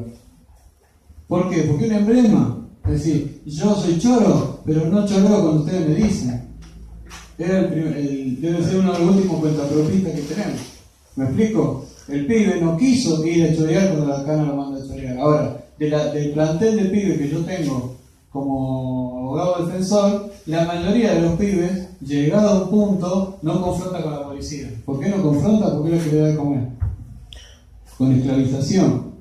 Porque ahí están en la economía delictiva, pero no llegó ni siquiera el salario. ¿Me explico? Entonces, ¿qué sale el CES? Estadística de hostigamiento policial. Muy bien, ustedes lo cuentan. ¿Y cómo terminamos? ¿Sí? O sea, está bien contar, pero después ¿qué cuento? ¿Cómo termino con eso? ¿Cómo hago con un pibe que va por la calle y se le pone un patrullero al lado y le dice subí que tenés que ir a hacer tal supermercado esta noche? ¿Cómo hago con ese pibe para que después de hacer 2 supermercados, el tercero, como ya no sirve porque el pibe está muy quemado y lo reemplazan por otro empleado, agarran y lo entregan y le dicen, que robó acá, allá y allá. Y el pibe se la tiene que comer porque no tiene cómo defenderse. Y va a ir a decir, no, fue el policía tal y tal, no, porque tiene que seguir caminando por la calle. Claro. Y la trabajadora social le va a decir, no, ¿sabés qué pasa? Que vos tenés problemas de integración. Vos tenés que volver a la escuela. Como si el chico no quisiera volver a la escuela. Pero el problema es que si tengo que ir a la escuela y hacer 10 cuadras, en la cuadra 5 viene el cabo Gordillo y me dice, vení para acá. No necesariamente es todo así. Pero es como cualquier proceso económico, hay concentración y la posibilidad del delito amateur es cada vez más mínima. Y si existe es porque lo dejan hacer.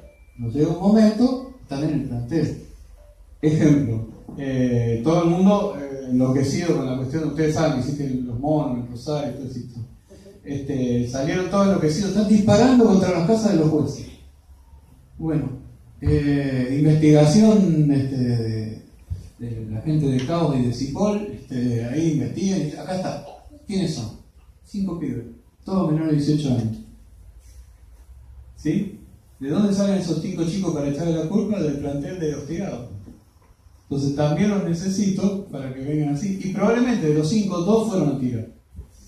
Pero tiran para ejecutar el plan, el proyecto, del que quiere decir que los atacan a los jueces, porque le dan para tirar una casa donde el juez hace 4 años que no vive. ¿Me explico? Entonces vos te das cuenta que hay un operador político que trabaja con los pibes. Ahora, el operador político pertenece al partido que saca el nuevo proyecto de régimen juvenil. ¿Se entiende? Sí. Entonces, si yo voy a discutir solamente el nuevo proyecto, no estoy entendiendo el resto. Es un problema de impugnación del régimen. Fíjense que el nietito de Bullrich le recibe los llamados a D'Alessio. ¿De dónde manda los WhatsApp D'Alessio? De Rosario. ¿Y qué le dice D'Alessio? Que tiene una bandita en un lugar. ¿Ustedes por qué piensan que viene D'Alessio y se pone en Rosario y quiere hacer una operación política? ¿Con qué personal va a trabajar? Con los pibes de mala baja.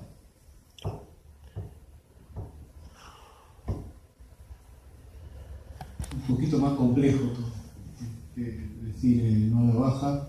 Después cuando salga la ley va a decir que el gobierno no tuvo en cuenta las mayorías populares, ya recuperaremos la decisión del pueblo y en algún momento pondremos las cosas en su lugar. No las van a poner en su lugar porque hace desde el año 2000 que tenemos el régimen anterior y nunca tocó el régimen penal de menores, de Videla. ¿Sí?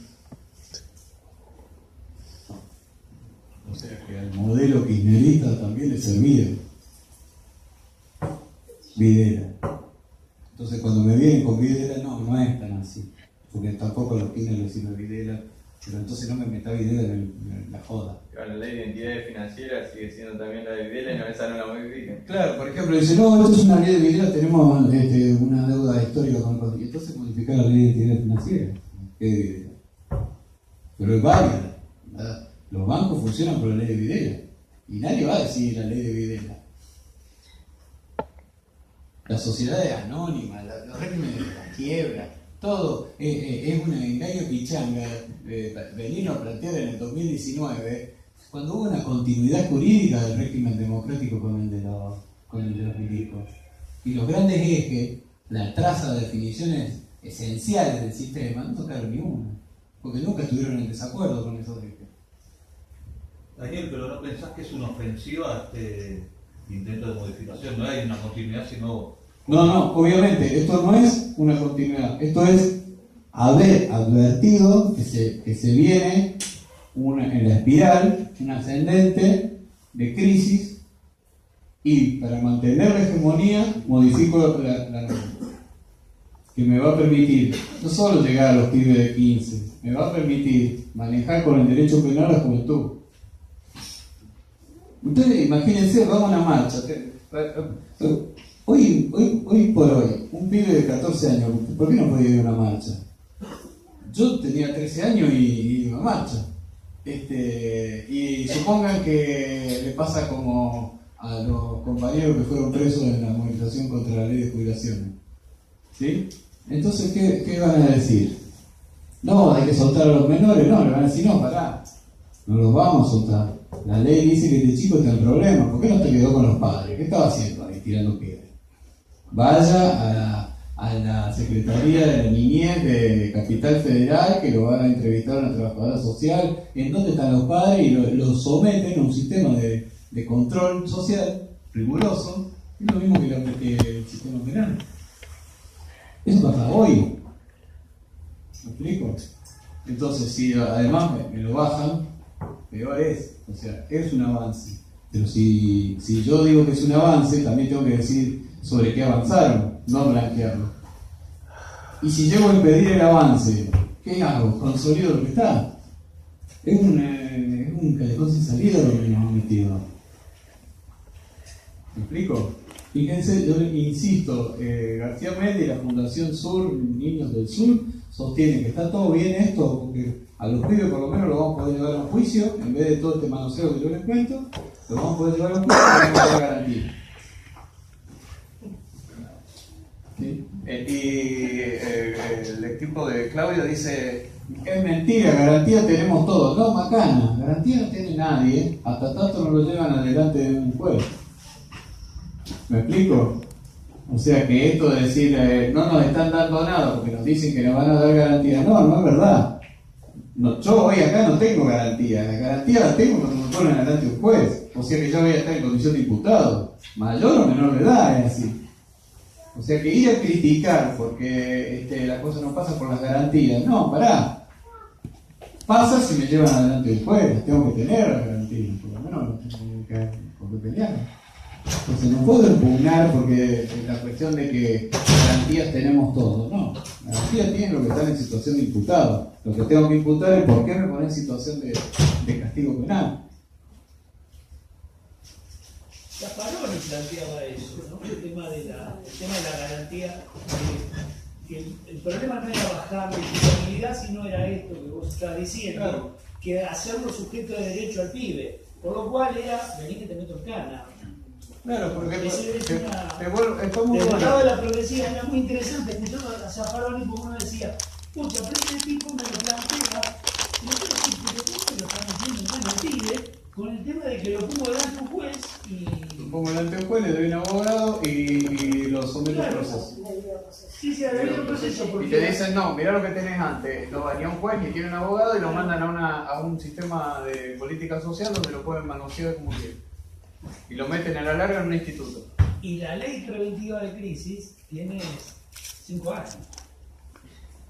En realidad, si uno miraba cómo funcionaba en el gobierno anterior, era yo patrón, me presento ante el Ministerio de Trabajo, tengo un problema. Bueno, en ese momento el Ministerio de Trabajo, ¿qué hacía? Ponía los famosos repro, no se perdía puesto de trabajo. Ahora el andamiaje legal lo dejaron intacto para que este gobierno, yo patrón, voy con la ley preventiva de crisis, ¿y qué vamos a hacer, muchachos? Miren cómo está. Los rajo a todos. Es increíble cómo... la herramienta está. Dejan las herramientas. Esa es la gran discusión que hay que dar con esto de la progresiva y demás. Ojo, porque el andamiaje legal no viene solamente de esta gente, viene de... No, esto... Si usted, la Argentina se construyó de nuevo como Estado después del 2001. Lo que pasa es que los avatares de la lucha de clase fueron haciendo asimetrías. Entonces, por ahí, el Código Civil tiene instituciones progresivas, matrimonio igualitario, todo por donde lo quieran ver, porque estuvo sancionado, o sea, un Estado necesita en el plano de las leyes hacer sus estatutos jurídicos en cada área de la conflictividad social y de la convivencia social. Tiene que tener una norma para todo. Entonces, en el plano de la vida cotidiana, no me sirve más el Código Procesal. Y en un momento determinado de la lucha de clases, sacó este Código Nuevo Civil. y sacó esta ley 26061 dándole derecho a los chicos. Entonces encontraron con que después este mismo Estado no puede mantener la lógica productiva. Tiene una crisis en la estructura que no le permite seguir con ese modelo, y entonces en otra instancia de la lucha de clases ahora apela, viendo que tiene chance, apela al aparato represivo. Pero no puedo llegar al aparato represivo directo, primero tengo que dar la estructura jurídica. Le doy la norma, consolido el valor, creo sentido común, la norma es eficiente, válida, allá vamos, muchachos. Y mientras tanto, si lo único que decimos no me saqué de esta norma nueva, lo que estoy haciendo es decir, bueno, sigamos con lo que tenemos. Y lo que tenemos responde a la misma lógica represiva, más reducida. Pero que, perdón que te sí. interrumpa, creo que habría que hacerlo más bien en un nuevo modo de posición ante el derecho, que plantee cosas más superadoras que la doctrina anterior, con las leyes y la... Acá el planteo es, no discuto leyes, discuto el Estado. Por eso los tipos que pensaron, siempre pensaron en torno a problemas centrales en la cuestión de la vida social, que es la alienación, el fetichismo y el Estado. ¿Sí? Si yo soy un tipo alienado en la estructura productiva, porque laburo todo el día, porque no laburo y las mercaderías me dominan y no tengo acceso a la mercadería, o a la mercadería no tengo posibilidad de satisfacer necesidades elementales, soy un tipo alienado, vivo todo el día de acá para allá, y a la vez compro el fetiche de la norma, la norma también es una mercancía. Claro. Lo que voy a hacer es generar un Estado. Ese es el Estado que corresponde a esta lógica. Entonces, el planteo es por impugnar al Estado. Ahora, ¿cómo hago yo? Por eso digo que contrahegemónico. ¿Cómo hago para impugnar al Estado si no tengo la herramienta política? Yo termino eso, haciendo largo, con este problema. O sea, nosotros estamos en plano académico, pero si de la intelectualidad, entonces hace un planteo de intelectualidad orgánica, que piensa, labura y siente para los intereses de la clase trabajadora, no salimos de esto. O sea, por ejemplo, ellos, ¿cómo son lo que son? Ellos un día determinaron que los intereses de ellos eran los intereses de toda la sociedad. Y para eso nos tiraron la Declaración Universal de los Derechos del Hombre, y batieron la Bastilla y establecieron los regímenes, los estados de la burguesía. ¿Sí? Entonces, lo que se hizo básicamente fue que una clase social acaudilló todo el resto y le montó con sus paradigmas un modelo de vida. Bueno, nosotros no tenemos eso hoy. Esa clase social es una peste, está podrida, no puede seguir evolucionando, no le puede dar nada a los demás, lo que le puede dar es palo. Miseria, palo, más población sobrante, menos posibilidad de acceso a la educación, a pesar de que en un momento determinado llegó un techo. Eso es el problema de la Argentina. Argentina llegó a un techo, llámese año 55 del peronismo, un poquito más, y no puede volver ese modelo. No pueden volver, porque la estructura del capital no lo da. Entonces, ¿a qué recurren? Al fetiche de la ley.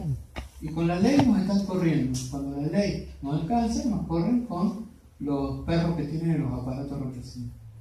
Genial. Y por el otro lado, ¿no hay ahí como una cuestión que por un lado el fetiche de la norma y la ley, pero por el otro lado todas esas zonas de población sobrante y las zonas marginales son donde se llevan adelante todos los negocios clandestinos, el narcotráfico y la trata? Por supuesto. Es decir, por un lado, la ley y por el otro lado toda la posibilidad de la... Es la economía criminal, que es la que sostiene la economía formal. O sea, hay todo un criminal en sentido lato, abierto. Hay toda una economía que sostiene la economía formal. Es decir, lavado de dinero. ¿Qué lectura se hace del lavado de dinero? Y levantaron una torre de 30 pisos de la puta madre allá en el borde del río que se ve todo el Paraná. ¿De dónde salió esa guita? Todo Rosario dice eso del lavado de dinero. Es de la economía delictiva. ¿Sí? Pero está legalizado. Hay un tipo que tiene la escritura y tiene el poder, tienen el dominio de ese departamento, que no se le vaya a meter un morocho. ¿Se entiende? O sea, ellos dicen, bueno, no nos queda otra, hay población sobrante, dejemos que hagan toda esta cuestión porque después lo esperamos.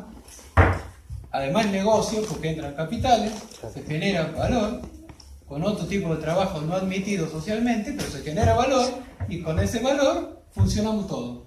Y a los que lo hacen, eventualmente, a los trabajadores, entre comillas, de esa economía delictiva le damos palo. Y si son jóvenes, más fácil, vamos a tener ahora una herramienta que cada vez va corriéndola más, pero ya hoy le dan a los jóvenes. Si el sujeto de... Ustedes fíjense, la población carcelaria no pasan de 23, 24 años. La mayoría vienen con todo el sistema de menores atrás. Claro, el 90% de lo que pasaban por menores están en... Sí, y además ahora, ¿qué le hacen? Le hacen unificación, se llama unificación de pena. Vos tuviste un delito a los 16 años, resulta que después caíste cuando tenés 19. Te agarran y te juzgan los dos en paralelo, llega un momento y te dicen, por la de 19, 4. Más de menores tenés 6, 10. 10 años de tu vida allá adentro, se acabó, no existir. Hasta ahí doy, no sé. Sí. Me parece que incluso, acordando en general con el tema del problema que es del sistema, incluso veo, me parece a mí, situaciones más graves. Ayer me contaban, en una zona muy humilde, que yo conozco, que a veces voy a ayudar, me decía una mujer que tiene un comedor ahí, me decía, tenía un problema con un pibe del barrio. Y dice, anda a los balazos con todo el mundo, en cualquier momento mata a otro pibe. Estoy hablando de una zona inundable, o sea, pero muy pobre. Y no, nos apoyamos apelado a todas las instancias y nos dicen que como es menor, ya apelamos a todas las instancias, a todas, cuando digo a todas, a todas las probamos, no dice nada. Entonces dice, la última que hicimos fue hablar con la policía, a ver si puede hacer algo, porque corremos todos peligro acá en el barrio, porque este pibe tiene 15 años, anda a los tiros, le tira a los perros, le tira a los pibes, le tira a cualquiera. Y dice, por último fuimos a la policía a ver si podía hacer algo, un poco lo que vos estás diciendo. Y dice, la policía nos dijo que no pueden hacer nada porque al ser un menor ellos no pueden intervenir, entonces la propuesta que nos ha hecho es que nos juntemos con unos vecinos una noche de esta y nos ocupemos de este pibe con una buena paliza que lo tiremos por ahí. O sea que seguimos la... O sea, es más grave todavía, siempre se puede degradar más la cuestión, digo, ¿no? O sea... Y sobre todo el empoderamiento del inmediatez del policía. El policía siempre tiene discurso oficial. Además, si vienen al pie... Claro. Porque en los barrios ahora está operando eso de decirle a la gente que se haga cargo. No es el primer caso que yo escucho. Ya te empiezan a funcionar bandas de... Sí, nosotros tenemos casos en Rosario de linchamiento. Entonces el policía dice, vengo dentro de 5 minutos, denle y después vengo. Claro. Y todo amoroso con el policía. Ahora, mañana el perro ese me busca, yo participé de eso, mañana el perro ese me busca a mí y me hace lo que quiere. ¿Por qué? Porque no te olvides que yo te vi que le estaba pegando. Claro. Son relaciones de dominación, de lo que le dicen la microfísica del poder. Claro. Ahí cortito, ese tipo tiene poder. No tenemos que ir a pegar al Fondo Monetario, El cortito ahí es el que tiene el poder ahí. Pero lo tiene porque vivimos por las pautas del fondo. Claro. Y se ve también en la actividad de hoy, ¿no? Porque bueno, alguien tiene que decir las cosas que son odiosas, que hay una falta de empatía también cuando nosotros pasábamos por las cruzadas, planteando que no era azaroso eso de que usábamos una imagen donde la imagen era soy un menor, no soy un delincuente. Y planteábamos en esta universidad, el Departamento de Ciencias Sociales, uno de los departamentos más grandes de esta universidad, ahí también dependen las carreras de las ciencias sociales. Y sin embargo no había una empatía con el problema con el que nosotros estábamos planteando, y el hecho de que hoy seamos los que somos, siempre igual es valioso, ¿no? Que uno le ponga con nuestras actividades, pero también es una expresión de esta falta de empatía que hay con este pibe, que sabemos muy bien que dependiendo de su clase social, no es un niño sujeto de derecho como uno mira la ley, ¿no? También teniendo en cuenta las deficiencias que tiene, pero bueno, siempre está, pareciera mucho más bonita de lo que después es en lo concreto, ¿no? nosotros vemos esa falta de empatía no solamente hacia el pibe pobre, el niño pobre, como plantea acá el compañero, ¿no? Que hasta te invitan a resolverlo con linchamientos alegremente en los barrios. Sino que además también remarcar algo que planteaste vos, Daniel, y que me parece valioso rescatar algunos puntos. En primer lugar, tener en claro que ellos, este tipo de debate lo están llevando adelante con lo mejor de sus cuadros. Y que nosotros vemos una dificultad a la hora de darles el debate, a la hora de también con una postura superadora, ¿no? La teoría marxista dentro de esta universidad no es algo que se ha defendido como una herramienta de emancipación de la clase trabajadora, más bien está demonizada cuando no, un montón de teorías posmodernas nos vienen a plantear como que bueno, que ya hay una nueva superación, que no podemos seguir hablando de lucha de clase, conflicto social o clases sociales en sí, ¿no? Lo cual nos lleva a un tremendo problema porque nosotros nos tenemos que formar para dar un debate contra una clase social que no solamente es hegemónica, sino que tiene la iniciativa, y vemos que muchas veces también esto que vos planteabas, ¿no? Vamos como un poco corriendo atrás de la agenda que nos pone el enemigo, que no por eso no decimos que no tenemos que darla, pero vemos cuáles son nuestras limitaciones propias también a la hora de salir a plantear propuestas superadoras. Pero bueno, marcar esa cuestión, ¿no? La falta de empatía también con el otro, que por ahí está más cercano a mí en términos de clase, y sin embargo no hay una identificación, ¿no? Remarcar, bueno, cómo también han avanzado estos procesos de formación de la falsa conciencia, ¿no? A la hora de tratar de construir algo alternativo o distinto. Y después nada, solamente remarcar que me parece que el diagnóstico que hemos hecho hoy de este problema es sumamente valioso. Lo ponemos dentro de un cuadro más general de los últimos 40 años como hijos o nietos de una gran derrota política, y solamente remarcar que, bueno, acá el compañero lo ha dejado más que claro desde el lugar que él desarrolla su práctica profesional, por eso lo tenemos que tener también claro, compañeros de las distintas carreras, que lo que tenemos que hacer es formarnos para intentar subvertir este orden. Y también tener en claro que la última vez que hablamos de subvertir el orden en la Argentina y en América Latina no nos fue muy bien. Pero bueno, hay que ponerlo también dentro de este contexto, porque si no pareciera que si evitamos que se sancione esta norma, ganamos. Y yo creo que bueno, que más bien hoy nos tenemos que ir con la gran preocupación de que estamos en un callejón sin salida. Así no avance la propuesta del ministro Caravano o nos quedemos con la ley de Videla, estamos en un gran problema, ¿no? Y sin siquiera el indicio de pensar de poder subvertir este orden tan desigual, ¿no? Tan desigual, tan injusto. Pero bueno, yo creo que hoy la actividad me parece que salió muy bien, pero más que nada nos tiene que llamar a la reflexión. Y si nos vamos preocupados de esta actividad, porque la actividad cumplió su función, ¿no? No podemos hacer una lectura exitista ni por demás exitista del momento que estamos atravesando, porque creo que es un momento dramático para los trabajadores y para el grupo de los trabajadores. Pero bueno, nada, solamente quería remarcar esos puntos. Bueno, muchas gracias por